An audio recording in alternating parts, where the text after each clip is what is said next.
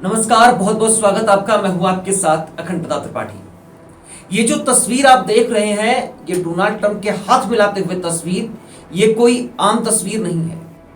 और ये तस्वीर जो है विश्व के सबसे बड़े लोकतंत्र के सबसे बड़े मुखिया और आतंकवाद के सुहाने गठजोड़ की तस्वीर है। ऐसी तस्वीरें जब सामने आती हैं तब सवाल उठते हैं कि क्या यही है राजनीति का असली चेहरा?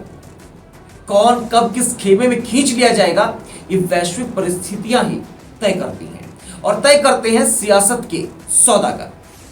पाकिस्तान जो भारत के खिलाफ आतंकवादियों को ट्रेनिंग देता है, भारत के 26 निर्दोष पर्यटकों पर हमला करता है, उसके आतंक के बारे में सभी देश जानते हैं, लेकिन आतंक के आका की मान्यता कोई नहीं दिला पा रहे हैं। लेकिन अमेरिका के राष्ट्रपति डोनाल्ड ट्रंप ने उस आदमी को, उस व्यक्ति को लोकतंत्र का सूरमा साबित कर दिया है, जिसे खुद अमेरिका कभी जिंदा या मुर्दा पकड़ने की कोशिश में लगा था। इस आदमी का नाम है असद अल-शरा। ये वही असद अल-शरा है जो इस वक्त सीरिया के राष्ट्रपति हैं। राष्ट्रपति डोनाल्ड ट्रंप और असद अल-शरा के बीच हाथ मिलाते हुए यह तस्वीर महज एक अभिवादन भर नहीं है। यह अवसरवाद, पूंजीवाद का एक बड़ा और अभिन्न अंग है, एक कॉकटेल है जो कि वैश्विक राजनीति के बदलते चेहरे का एक नया प्रतीक है और ये एक नई जटिलता की व्याख्या कर रही है। ये वही आतंकवादी है जिसे कभी अमेरिका विश्व का सबसे बड़ा इस्लामिक आतंकवादी घोषित कर चुकी है। ये वही चेहरा है जिसके ऊपर अमेरिका ने कभी 10 बिलियन अमेरिकी डॉलर का इनाम घोषित किया था। यानी आज भारतीय रुपए में इस इनाम को देखें तो करीब करीब 830 अरब रुपए होते हैं। लेकिन आज वही असद अल-शरा सीरिया के राष्ट्रपति बन चुके हैं, तो खुद अखिल विश्व को लोकतंत्र का ट्यूशन देने वाला अमेरिका इस आतंकवादी की भलाई ले रहा है। जिस आतंकवादी को विश्व की खुफिया एजेंसियां अपने हिटलिस्ट में रखती थी, वही आतंकवादी आज सत्ता के समीकरण के बदलते ही उनकी आंखों का तारा बन गया है। सीरिया में रूस समर्थित सरकार के तख्तापलट के बाद अब यही अल-शरा पश्चिमी देशों के हीरो बन चुके हैं और विश्व में आतंक के खिलाफ कार्रवाई का डंका पीटने वाले डंकापति डोनाल्ड ट्रंप अमेरिका के सबसे बड़े दुश्मन से हाथ मिलाते हैं। और यहाँ ये जान लीजिए कि इसी तरह से चलती है विश्व की राजनीति और अर्थव्यवस्था। वो कहते हैं ना कि राजनीति में कोई भी परमानेंट दुश्मन या दोस्त नहीं होता है, बस मुनाफा और हित जो है वो परमानेंट होता है। और अमेरिका के साथ वही हो रहा है। जहां उसे प्रॉफिट नजर आता है वो उसी के साथ खड़ा हो जाता है। तभी जिस पाकिस्तान में पल रहे आतंक को भारत ने नंगा कर दिया, जिस पाकिस्तान का भारत ने विश्व पटल पर पर्दाफाश कर दिया, उसी आतंक को डोनाल्ड ट्रंप सपोर्ट कर रहे हैं। भारत पाकिस्तान के आतंकी ठिकानों को नस्ते नाबूद कर देता है। पाकिस्तान में मारे गए आतंकियों के साथ पाकिस्तानी सेना दिखाई देती है। पाकिस्तान के सेना प्रमुख प्रधानमंत्री आतंकियों की लाश पर बिछाने के लिए फूल भेजते हैं और इसकी तस्वीर विश्व भर में जाती है। लेकिन सस्ता नशा करने वाले, पाकिस्तान के प्रेम में अंधे हो चुके डोनाल्ड ट्रंप को आतंकियों में ऊपर वाला ही नजर आता है। इसलिए जिसे कल आतंकवादी घोषित कर रहे थे, उसे अमेरिका आज अपनी आंखों का तारा बना रही है। अमेरिका ने इराक के राष्ट्रपति सद्दाम हुसैन को जिस तरह से मारा, लीबिया में गद्दाफी को मारा, अफगानिस्तान में मुजाहिदीनों को अमेरिका ने रूस के खिलाफ समर्थन दिया, डॉलर और हथियार दिए और फिर उसी को तालिबान बताकर अमेरिका के खिलाफ युद्ध छेड़ दिया और फिर आनन फानन में भाग खड़े हुए।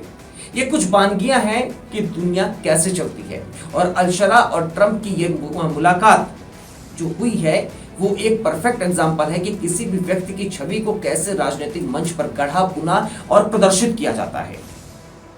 और वक्त आने पर इस छवि को मिटाया भी जा सकता है। और उसे गढ़ता कौन है, मिटाता कौन है, उसके पीछे होते हैं बड़े बड़े धन्ना सेठ और पूंजीपति। इसलिए ये जो तस्वीर है वो इतिहास का वो आईना है जिससे इनकार कर पाना बेहद मुश्किल है। ये तस्वीरें दिखाती है, ये दर्शाती है कि वैश्विक मंच पर ना कोई स्थायी दोस्त होता है और ना ही दुश्मन होता है। और स्थायी बस यहाँ पे एक चीज होती है, वो है हित। और हित से बड़ा कोई नहीं। Yeah, I totally oppose it. I absolutely think it's wrong.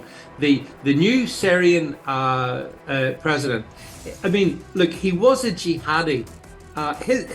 Those around him carried out mass slaughter of various religious minorities in Syria over the last 6 months or so. So for Donald Trump to welcome him and tell us what a fine fellow he is, again, very dodgy judgment by Donald Trump. It sends the wrong signal. India is trying to deal with Pakistani terrorism, but we've got Syrian terrorism, and now we have Donald Trump actually, wanting to have a photograph taken with the lead architect of that. Because make no mistake, this guy, they may have put him in a suit and he's had a shave and made a makeover, but he is still fundamentally a jihadi. So what's Donald Trump thinking? I find it very distressing to see this. राष्ट्रपति Donald Trump और Syria के राष्ट्रपति असद अल-शरा की मुलाकात, दोनों के ये मिलते हाथ किसका उदाहरण पेश कर रही हैं? राष्ट्रवाद? बिल्कुल नहीं। लोकतंत्र का सिद्धांत? बिल्कुल भी नहीं। मानवता के मूल? इस बात का तो सवाल ही पैदा नहीं होता।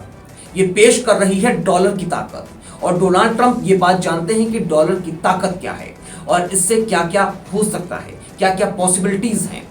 इसलिए जब भारत ने पाकिस्तान के आतंकी ठिकानों पर हमला किया तो आतंक परस्त ट्रंप के पसीने भी छूट गए और आतंक परस्त ट्रंप ने भारत और पाकिस्तान को एक ही तराजू में तोल दिया। लेकिन हिम्मत तो देखिए ट्रंप साहब की, वो हमारे आंतरिक मुद्दे कश्मीर में अपनी टांग अड़ा रहे हैं, लेकिन भारत भी यहां पर अपना रुख साफ कर चुका है।